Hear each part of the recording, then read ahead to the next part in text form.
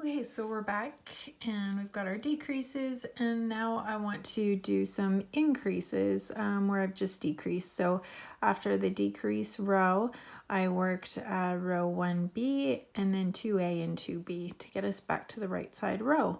And pretty much have just done exactly what you'll be doing here. So our next portion is to increase again. So we decreased and we decreased, and then I've done the next couple rows and then did that, and so now we're going to increase, and then the big increase is also up here too.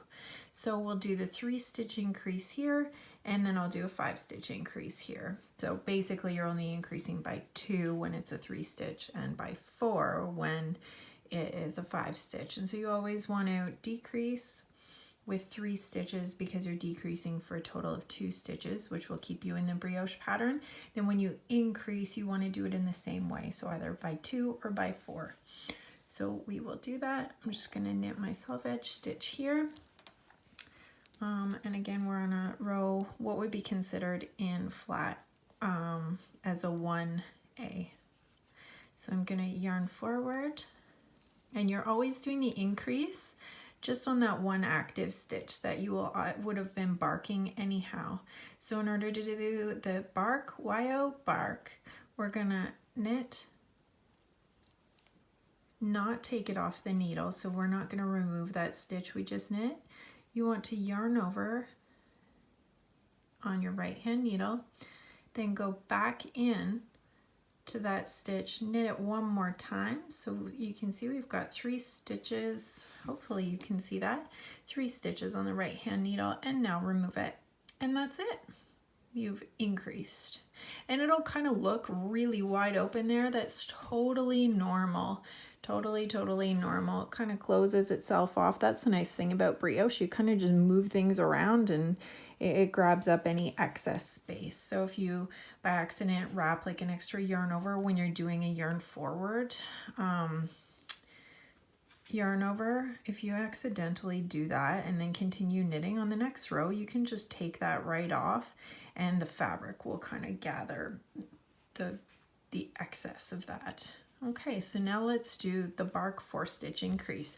Gonna do it the exact same way as the last one we did. So you're gonna knit into it, keep it on the needle, yarn over, go back into it. That's our 3-stitch increase. Yarn over, go back into it one more time. Make sure you've got 5 stitches on there. So 1, 2, 3, 4, 5. That's 4 stitches increased, and you can remove it from the needle. And that's it. That's your 2 increases. And so on the next row, the only difference here, when you work decreases, all your rows are the same.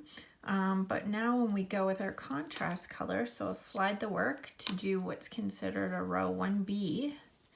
The difference here will be that in order to stay in pattern, or get yourself rather back into the brioche pattern, normally you would burp, slip 1 yarn over. So I'm gonna burp, I'm gonna slip 1 yarn over.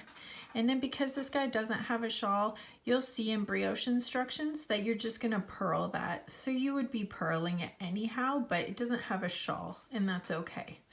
And then continue in pattern, slip 1 yarn over, burp, and then again, same with the 5-stitch increase. Slip 1 yarn over because we just burped that. Then you're gonna purl that next stitch, slip 1 yarn over, purl that next stitch, slip 1 yarn over, and then you're perfectly back in pattern here to finish across row 1B. And that is your increases. So they're fairly straightforward, hopefully, anyhow, after this video, but they're pretty easy. If you've worked baubles or anything like that, it's the same kind of thing. And so now you can see that we have, try to pull it, so there you go. You've got your 2 decreases and your 2 increases. And so you can see those in the pattern right here for a 3-stitch increase and right here for the 5-stitch increase. And so you're increasing by 4 stitches above what you already had on the needle here, and for 2 stitches above what you had on the needle here.